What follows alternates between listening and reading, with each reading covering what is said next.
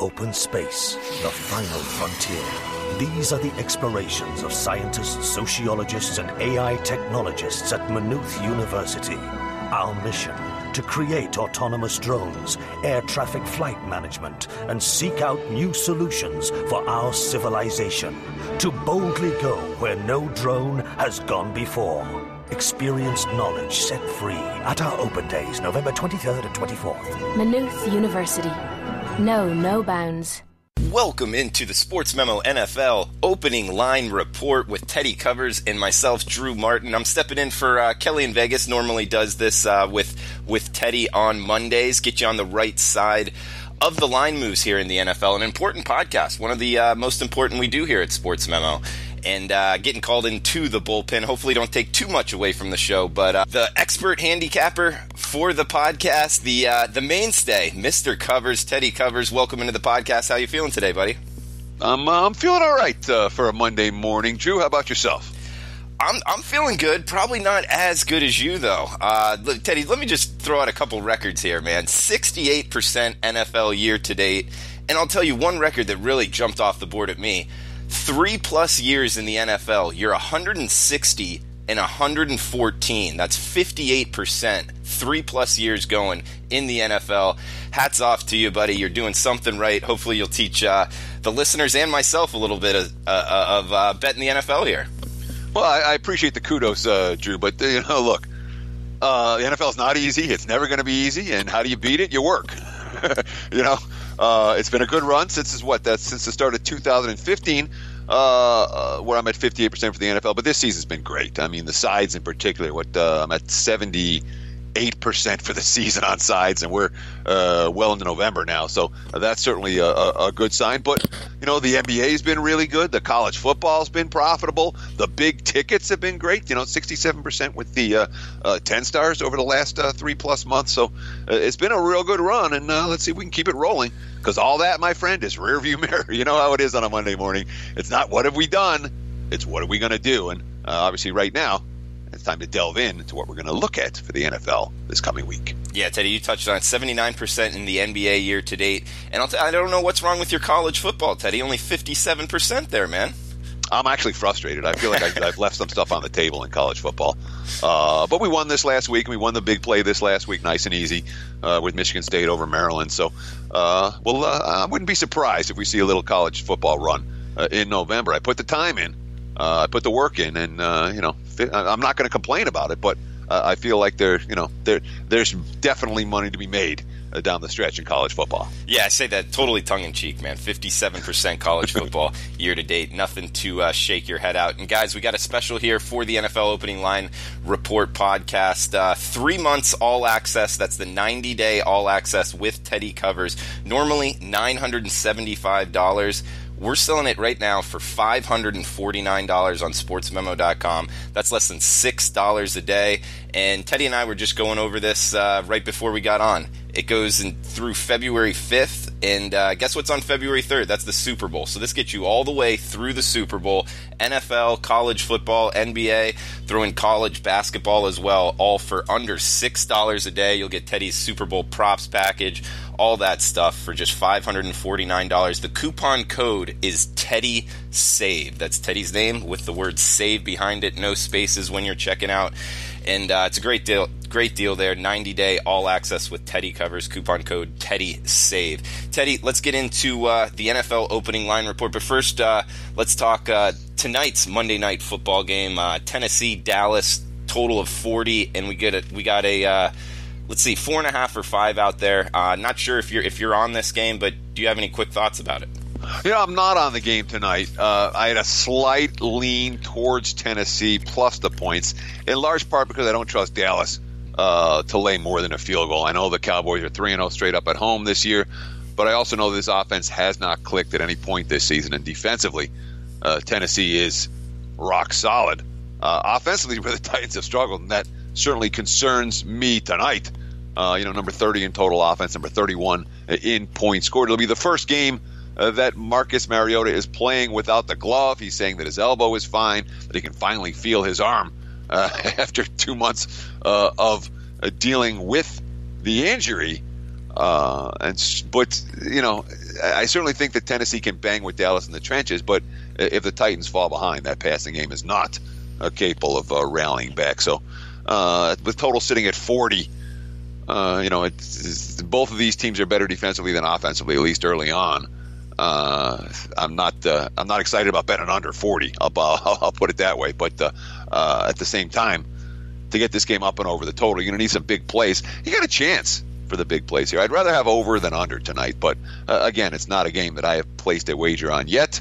It's not a game that I'm planning on placing a wager on between now and kickoff. All right, Teddy, on to the meat and bones of the podcast. We got Thursday's night's game, Carolina at Pittsburgh. Looks like 50 the total, with the Steelers laying pretty much fours across the board. Cam Newton and company, big win this past week, but short week. You know what that means. Tough spot for him. How do you view this one? Yeah, I'm a little bit surprised because we have seen the money come in on Carolina in early betting, and signs are showing we could see more. There was a 6.5 at the Westgate of the opener, 5 at Pinnacle and Bookmaker. Now we're looking at even a 3.5 at Bookmaker, 4 offshore and in town.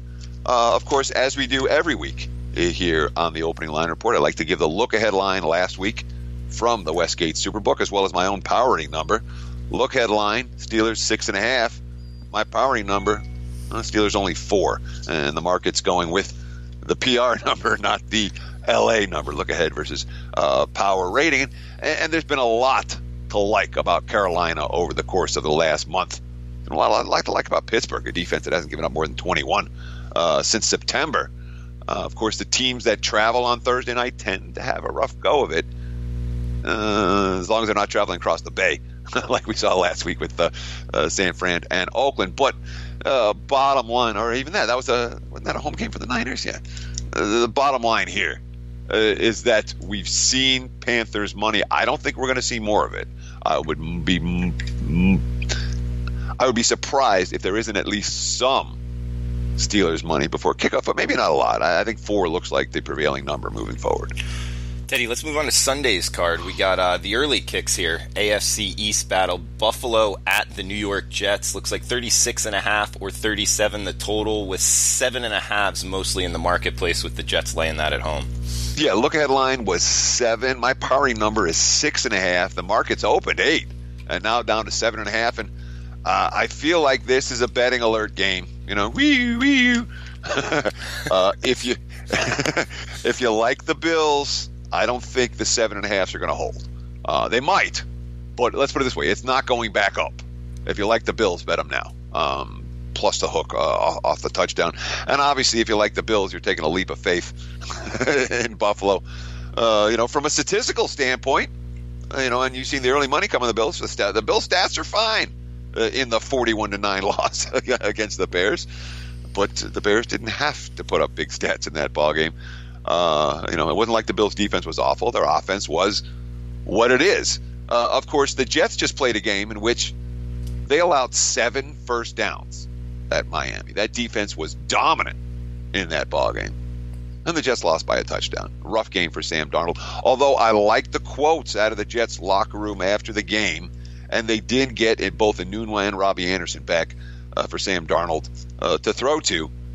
Didn't matter in the loss to Miami, but those two will make a difference. That being said, no point spread bargains with the Jets in this range. The Bills are a team the bookmakers are really struggling to attract money for, and of course, off the worst week of the season for the sports books here in Nevada. I heard some quotes with some bookmakers calling it one of the worst, top 10 worst Sundays all time. Yesterday, where all the public favorites came in. Books got to attract some Bills money here, and hence the 7.5s and 8s at the open. But that Bills money has already come. I'm not convinced we're going to see a whole lot more. Look at this total, 36.5. Drew, you don't see a lot of 36.5s in the NFL in 2018. Yeah, for sure. Hey, when you bring up the on Twitter, the bookmakers saying it was top 10 worst, do you think how much of that do you think is marketing, and how much of that do you think is it was really that bad for him? Well, okay, there's 3 factors to consider here. One is that my impression, and again, I've been in Vegas for 20 years. There's this thought process out there. Oh, they're lying to you. No, they're not. The bookmakers they've nothing to gain from lying to you. They're not ashamed to say we lost. They're not ashamed to say we won.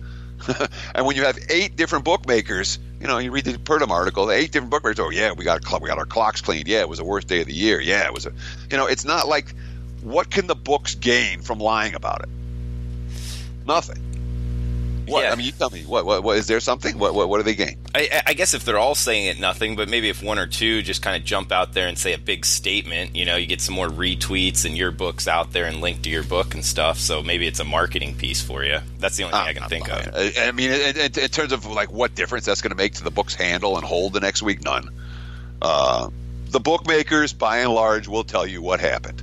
They really don't. You say, oh, they're getting a little marketing from some retweets. Come on, dude. How much is that going to, in terms of how's it going to actually affect their handle and their hold and their bonus at the end of the year? No. Yeah. No, good point, Teddy. I'm with you. I mean, we live in a world where everything's a conspiracy and no one's ever telling the truth. And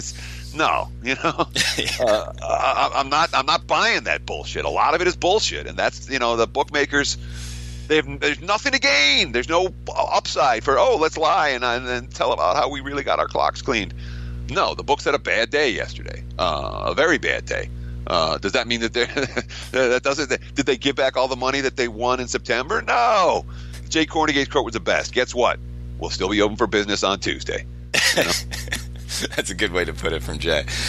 Teddy, let's stay in the early kicks. We got 253, 254. Atlanta Falcons at the Cleveland Browns. Looks like 50.5 the total, with the Falcons laying 4 on the highway. Yeah, look ahead line here. Atlanta minus 1.5. My powering number, and I was trying to get to a place where I can bet Atlanta. My powering number is like 3. The markets aren't on Cleveland anymore. Although maybe I haven't downgraded the Browns enough, because one thing that I didn't factor into Cleveland lost a couple of guys from their secondary yesterday. Trying to remember if I got the name. Give me 1 second. I'll track down the names. But the bottom line is, it was their top 2 corners to the Chiefs, and the top 3, Mitchell, Ward, and Gaines, are all banged up coming into this week, and that's not what you want to be going against Atlanta. Not even maybe. I'm surprised that this line got steamed up a little bit. I'm surprised it's not getting steamed up more. I'll tell you this: if you like the Falcons, lay 4 right now. This, does it feel emergency betting alert-ish? Not necessarily, but. I don't think this is necessarily boom. If you don't get it right now, you're going to lose it. But if you like the Falcons, lay the 4 earlier in the week. I would expect this number is going to go up.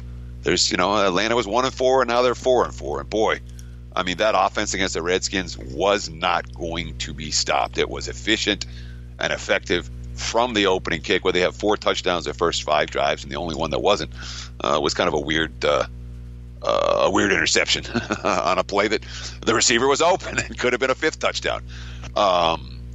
And the Falcons also are starting to get some love from the betting from the public now. So I would expect this line to rise, even though the look ahead and my powering number both have the number lower. Teddy, we got the New Orleans Saints, Cincinnati Bengals, 54 the total, with New Orleans in a tough spot, I guess you could say, after the big win on the road now, laying 4.5 at Chris.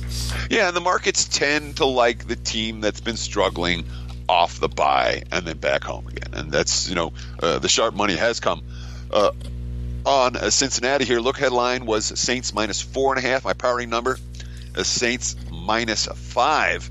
And I made a significant adjustment for Cincy minus AJ Green. That's a big injury. That offense, you look at the numbers, it's pretty clear how much better the Bengals are with Green on the field than when Andy Dalton is missing his top wideout. And it's not like they don't have other weapons, but, Green is the straw that stirs the drink for that offense. And I think the market's certainly looking at that and noting that on the Cincinnati side of the equation. Of course, the Bengals with the extra time to prepare, and the Saints coming off a truly intense, wild, must-win, knocking off the undefeated Rams. And New Orleans played great in that ballgame. Make no mistake about it, even though they did, very quietly blow a 3-touchdown lead at home. But the defense made the plays they had to down the stretch. The public will be on New Orleans in this ball game, but the wise guys clearly on the other side. Early money towards the under after the A.J. Green injury, and I wouldn't be surprised at all if we see more money come on the under as the week progresses, despite the fact that the Saints' offensive numbers are gaudy. Let's not forget their defense did play better last week against the Rams, and it's been a couple of good weeks now for that Saints D. We get the Washington Redskins at the Tampa Bay Bucks. Teddy, 51.5 the total, seeing 2.5s pretty much across the board. That's the Bucks laying it at home. Yeah, look ahead line here was pick. My powering number is Tampa -2. And again, I had the right side of the Redskins-Falcons game yesterday. That was the big ticket for myself and my clients, and that was pretty easy. With the Washington was a bet against team yesterday, and it got easier very early because the Redskins lost. They went into the game without Trent Williams, the left tackle, and then they lost both starting guards. Sean Laval and Brandon Sheriff were hurt. Laval got carted off the field, and then somebody else got hurt as well. Moses got hurt as well in that game, although he did come back on the field. But that's 4 of their 5 starting offensive linemen that are banged up. 2 of them, one guy's out, another guy got carted off. They got a couple of MRIs today. And, what did we say last week about the Redskins? The passing game's broken. Alex Smith isn't working, throwing the ball down the field. They fell behind yesterday. It was over. I mean, there was no way they were coming back and throwing the football to, down 3 touchdowns. It's just not how the Redskins are built. If Adrian Peterson can't run the football effectively, they're in trouble. That being said, against Tampa, Adrian Peterson should be able to run the football effectively. That Bucs defense just gets worse by the week, and they fired the coordinator and hasn't made a difference, and trying different game plans. I mean, they're throwing a bunch of shit on the wall and seeing what's going to stick. And so far, not much has stuck for that Tampa defense. But, the offense continues to show life. And again, you say, which team has a chance if they're trailing? Tampa's got a chance if they're trailing. Ryan Fitzpatrick again yesterday almost rallied them back from a 35-7 deficit. That game got interesting in the fourth quarter. Couldn't get the whole job done for Tampa. Not a team that I'm excited about laying points with, but the Redskins and those offensive line injuries create a big problem, even against a weak defense, against an opponent that can score. I don't know this gets to 3. I think it maxes out at 2.5, unless the Redskins' offensive line injury situation looks worse after the MRI are released. I think we'll find out info later in the day or tomorrow. But assuming the Redskins have some healthy offensive linemen, it's going to stay at 2.5. If they got 4 guys down, it could move to 3 because Tampa can score, and Washington, without anyone to protect their quarterback or open holes for Adrian Peterson, is not likely to score a whole lot. Teddy, next game up, we got New England at Tennessee. I'm looking at the Sportsmemo odds page right now, powered by Don Best, seeing 6.5s or 7s at some books, no total posted. So not sure how you want to handle this, but we got New England, Tennessee. Should we skip it or? Real quick, let's go. I mean, the Patriots look ahead with 6.5. My powering number going into tonight's game, New England -5. But I would expect the markets will come 6.5, 7. Unless the Titans look really good tonight, and if the Titans look really good, win the game and do it in convincing fashion, and Mariota looks healthy, and Henry's running the football, and the defense is dominant, maybe that line comes shorter. But there's some, in terms of positive signs for New England, their defensive front has not been good this year. It got pushed around for much of the campaign, and you know what happened on Sunday Night Football? That defensive line, without blitzing, pretty much controlled the line of scrimmage, especially in the second half. Aaron Rodgers did not have time to throw, and if that defense steps up, all of a sudden the Patriots get a little bit scarier. Let's not forget New England has been the single best point spread team in all of football over the last 2.5 seasons. Teddy, we got the afternoon games. Miami at Green Bay, 47.5 the total with the Packers laying 9 or 9.5, seeing 110 out there as well with some crazy juice. But Miami got a win against the Jets at home. This is a lot different task though, going to Green Bay on the road. So how do you view Miami Green Bay? Yeah, of course, there was no look-ahead line on this ball game. Still concerns about Ryan Tannehill versus Brock Osweiler. And yes, there is a difference between those two quarterbacks, a significant difference. If you watched Osweiler miss, oh man, he had 2 touchdowns and he missed them both yesterday. And the only touchdown Miami scored was on the defensive side of the football. But like I said, no look-ahead line My powering number was Green Bay minus 10. I expected, the markets to be pretty well around that number. 9, the prevailing number as we speak, with 47.5. Look, 7 first downs Miami had in that game. 7. And they won and covered against the Jets. Now, the Dolphins' defense had been hideous prior to this past week, and they played an inspired game against the Jets. Really the best game they had all year. I don't even think it's close. They picked off Sam Darnold 4 times. They were pressuring his face. The pass rush was there. They were making plays in the secondary. That has not been Miami's MO this season. I'm not convinced they can do it twice in a row. And again, I got the Dolphins over 6.5 wins. They're 5-4 right now. And I feel like I'm going to sweat this all the way through because Miami's just not very good. But we will have to see. And again, I'm just looking at the notes on Tannehill listed as questionable. If Tannehill plays, Miami obviously will take money. If he does not, he will not. Worth noting, key injuries, Juwan James and Laramie Tunsil. 2 guys on the Dolphins' offensive line suffered knee injuries in yesterday's ball game, and the Dolphins have 9 players on IR since the beginning of the season. Those are injuries you want to be aware of, James and Tunsil, for Miami. And that's all I got for this game. Yeah, no, definitely writing those down. I was thinking, you got, 7 games left and you only need 2 wins, but you're still sweating it, huh? Oh, boy. Look, so some of these season wins are looking pretty good. The 49ers under 8.5. If they lose 1 more game, we cash. I feel pretty good about that. I feel pretty good about the Bills under. That was prescient. Betting that one early at the beginning of at the end of July, before the markets realized how screwed up their season was going to be. This was all obvious, in preseason or before the start of the preseason. The Bills under looks good. The Chiefs over looks pretty good right now. If you want to read you want to go back and have fun, take a look at what I wrote about the Chiefs before the season. I'll give you a hint. This Patrick Mahomes thing was not a surprise for anyone that has read my write-up in July about what Kansas City was going to look like. And Philly under looks pretty good. I still need 2 losses from the Eagles, but I think that given their schedule, we should get those 2 losses from Philadelphia. So the one I'm sweating the most right now is the Dolphins over 6.5 at 5-4. It's a good start. The back half of their schedule is tougher, and Miami just stinks. So I'm just, eke out 2 more wins, guys. That's all I'm asking.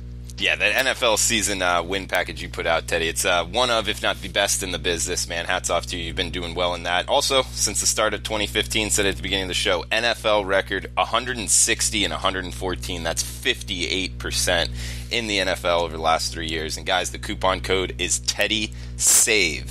And with that, the 90-day all-access pass is only $549. That's less than $6 a day. Get you all the way throughout the Super Bowl, and includes NBA, college basketball, NFL, and college football there. Teddy, let's move back to the earlier kicks. 10 a.m. Pacific kick here. Jacksonville at Indy, 47 the total, with the Colts laying 3 at home.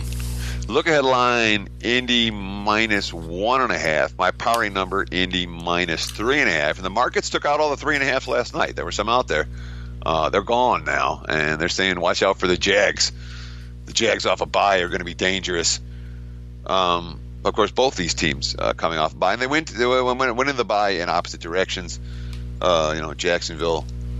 Well, I shouldn't say that, because the Jags did. There was hope for the Jags before the bye, in a sense that I don't know. They played Philly tough. It was their 4th straight loss. But coming out of that game after the debacle at home against the Texans the previous week, and the debacle against the Cowboys, and the debacle against the Chiefs, it was a sign in the right direction. That being said, I'm not convinced that everything's going to be fine for Jacksonville. But Blake Bortles with his shoulder injury, he participated in every drill during practice, and so did the running back Leonard Fournette, whose absence has clearly been a major factor for Jacksonville over the course of the last 2 months. But you ask me which of these 2 teams has more upside right now. I gotta think it's Indy. And The Colts defense has been impressive. Andrew Luck has found a rhythm with his receivers, and I think the Colts are one of these teams that has the potential to get a lot better as the season progresses with Marlon Mack running the football. Their offensive line's been good. Interesting matchup in this ballgame, really is. And Fournette's availability will likely move this line. If he's good to go, I expect to see more Jacksonville money. If he's not, we could see the line reverse and go back towards Indy. Teddy, we got a NFC North clash here. Detroit Lions at the Chicago Bears, 45 the total, with the Bears laying 6.5 at home in Soldier Field. Yeah, and we haven't seen the markets crash on the Lions yet. It feels like they're tempted. They're just tempted to at some. Excuse me. Let me have a sip of tea here. Take your time, Teddy. Yeah, there's a lot to talk about on these pods.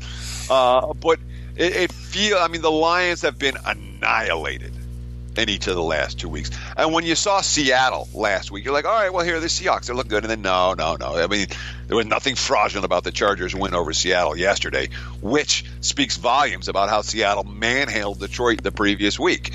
And then when the Lions go into Minnesota yesterday, they get sacked 10 times. And Minnesota didn't even blitz.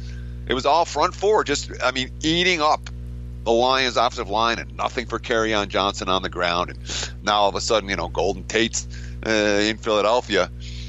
These are problems for Detroit, and another bad loss here, and this team's going to start being priced among the bottom feeders. Again, the look-ahead line here was 3.5. My powering number is 5. The markets are at 6.5 and 7. And the Bears, will give them credit. Their defense dominated the game against Buffalo. The Bears' offense is still very much a work in progress, not a team that's going to be extending leads with a quarterback who the coaching staff is confident in. You're still seeing Trubisky. The only thing he looks good throwing are the dump-off passes. We'll see if there were issues in the Lions locker room dating back to the beginning of the preseason. And Matt Patricia, after a player's coach in Caldwell, Patricia's not necessarily the same cut of the same cloth. And I got a sense after yesterday's game against Minnesota, there's a little sniping going on there. Lions are going to be one of the teams the bookmakers are going to have a hard time attracting money for moving forward. Although, the wise guys are going to look at the season-long stats and say, sure, look at Detroit. That's why we're seeing, at Pinnacle, the 6.5, at Canner, the 6, whereas other books have 6.5 with juice and 7s out there right now. The wise guys do what they do. They bet stats, and the stats are not high on the Bears as touchdown chalk against the Lions. Teddy, last 10 a.m. kick here. We got Arizona at Kansas City. 50 the total, seeing some 49.5s as well. Big number here, Teddy. 17 or 16.5, depending where you shop. Yeah, and, the Chiefs survived the quote-unquote bad spot game against Cleveland, in large part because it was Cleveland. They've got a big game next Monday night, against the Rams in Mexico City. The hype machine will begin, and all Kansas City wants to do in this game is win the game and get out of town. There's not the emphasis to win by margin. The market's already seeing that and respecting that. Look-ahead line here was Chiefs minus 14.5. My powering number, Chiefs minus 16. The market's just a notch high. And remember, Arizona didn't play this last week. So we're seeing a 2.5 point move towards Kansas City. And the other team didn't play. So, the Chiefs, the bandwagon just continues to grow. And again, yesterday a disaster for sports books in town. They're worried about Kansas City, but what are you going to do? 16.5, 17, that's as high as NFL lines go. In general, the public will be on the Chiefs. The wise guys will be on the Cardinals, and you can already see that happening as you look from book to book with the early betting action. Teddy, we got a California matchup here. The LA Chargers on the road facing the Oakland Raiders. They're also laying 9.5 or 10, 50.5 the total. Yeah, look at the line here with Chargers minus 8 on the road. My powering number is Chargers minus 9 on the road. The market's already ahead of that 9.5/10. And again, the books are having a very, they have to attract some money towards teams like Buffalo and Cleveland and Oakland. They're not attracting a lot of money. Arizona, so the casual bettors won't bet those teams, especially at this stage of the season after they've seen all those teams stink. Not once, not twice, multiple times. So what happens? You got to, you bump it up a notch and you take, your 5-figure bets on the dog from the quote unquote sharp money, taking advantage of the value. That's why we're looking at 10s, 9.5s and 10s here. That's the only way they can attract a smidgen of Raiders money. Look, Raiders look like a very quit team last week, and it's clear. We were joking around. I don't know. I forget if I said this on the pod before, but I was, hanging. I was in studio with doing ESPN radio here in Vegas last week, and we were joking around about the Raiders. And how many of the current 53-man roster, how many of those guys are going to be on the team when they arrive in Las Vegas in 2020, which is a year and a half of that. And we made an over and under of 7.5 current Raiders on the roster in a year and a half, and everybody wanted the under. All right, it's complete turnover. The veterans have checked out. They're cutting Irwin. I mean, you know how it is in Oakland right now. There's no they are as bad or worse than any other team in the NFL, period. Of course, when you're laying points with the Chargers, well, the kicker's going to miss an extra point and probably some field goals. The Chargers are going to have a stupid penalty and make a bad decision. And I mean, it's like clockwork with it. It doesn't matter the coach. It doesn't matter the year. It's like the same mental miscues and the same special teams mistakes have plagued L.A. regardless of coach for the last 2 decades. Not an easy team to lay this price with, even against a bottom feeder like the Raiders. But from a betting perspective, where the sharp money will come on Oakland, that's what this opening line was designed to do. Teddy, I mean, great analysis there on the Raiders. 7.5, I like that number as well. And as a franchise, can you really blame them, or do you think they're doing the smart thing here? I blame them. Can I blame them? I can blame them for so many things. Okay. I can blame them for thinking that Jack Del Rio had figured it out the year they went 12-4 and won every coin flip game. And then they signed Derek Carr to the extension. And then they bring in the veterans around Carr, say, we got to win now, when the team wasn't that good, which resulted in last year, which resulted in the panic mode, which resulted in giving a guy who'd been out of football for more than a decade a $100 million contract, which and a clear conflict with the GM. All the guys that McKenzie's bringing in, Gruden's cutting, and all the guys that Gruden wants, McKenzie doesn't want. There are a lot of dysfunctional issues with Oakland. There have been for a long time. I think Mark Davis, as an owner, he's not as bad as some of the worst ones, but he was dealt a difficult card, and I don't know. And look, he got a stadium in Vegas. The franchise is worth plenty. Whether they're going to be any good or not is another question entirely. The Gruden hiring, splashy. I don't know if it's a splashy move he wanted to make. Fair enough, Teddy. Let's head on. We got one more afternoon game here. We got Seattle at the LA Rams, 51.5, with the Rams off of a loss for the first time, laying doubles at home. Yeah, look ahead line here was Rams minus 8.5. My powering number is Rams minus 10.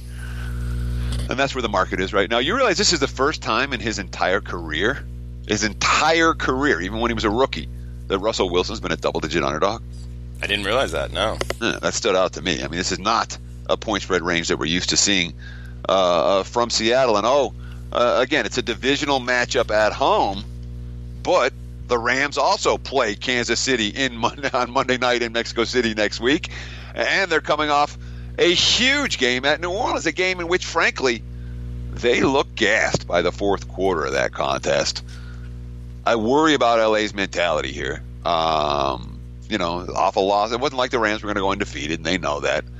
We'll see how they bounce back, but certainly from a value standpoint, there might be some value here on the Seattle side, although, boy, the Seahawks just got eaten up at the line of scrimmage yesterday, and that's not necessarily a good sign going up against Aaron. And Aaron Donald was still, the Saints scored 45 on the Rams yesterday, and Aaron Donald was still a monster. The rest of the defense, unfortunately, for LA backers was not. But the number does seem a little bit high. The early money, a little bit of money came on the Rams, but I'm not expecting any more. I don't think this line goes higher than 10. If you like Seattle, not going to hurt you to grab the 10 now. I would expect that this number more likely to go down than it is to go up. 51.5 the total. I don't see a whole lot of movement on that early. I would be surprised if it closed within a half point of that number. We got Dallas at Philadelphia, the Sunday night game with so Dallas playing tonight's Monday night game and this next week's Sunday night game. Dallas at Philadelphia with the game still pending, a limited marketplace, but seeing the defending Super Bowl champion Eagles laying 6 or 6.5 at home. Yeah, and the look-ahead line here was Philly -6. My powering number is Philly -6. If the Cowboys come out and lay a whooping on Tennessee tonight, that number will go down. If the Cowboys lose at home, the other end of the spectrum, the Titans come out and beat them up, 6, 6.5, I don't even know if you get a 7.